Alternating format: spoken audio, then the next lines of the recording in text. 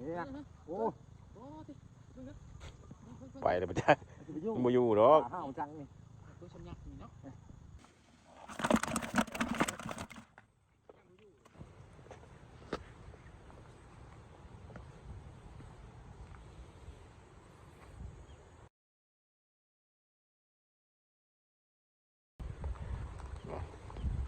เดี๋ยวมากลางมองเนาะ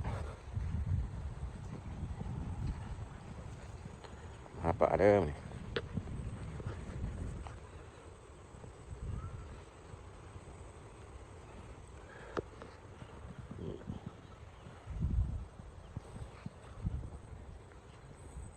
บรรยากาศน้ำแรง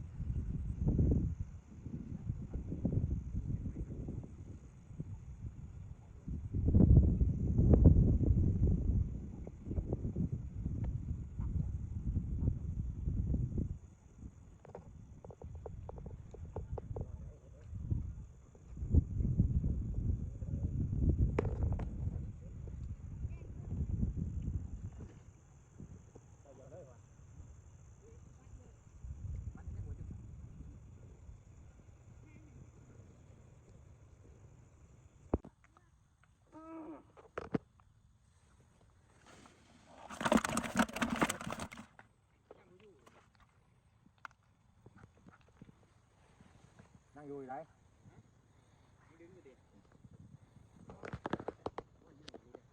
ใส่โล่แล้ว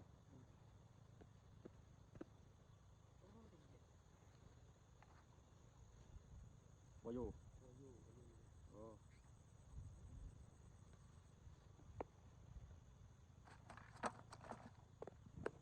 ของยาไอ้โถ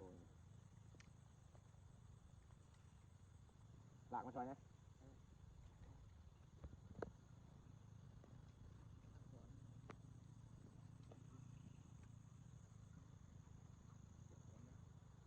โอ้ขันอยู่นี่แกโอ้ขนาดนั้นนี่โอ้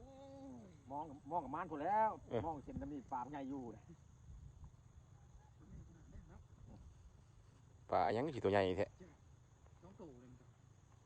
ตัวสปาดินนี่บ่อนมันได้ก่อน ปลาคนใหญ่มีบ่วะ แม่นแล้วคนยินเป็นโตมันเป็นปลาข้าวมันหมด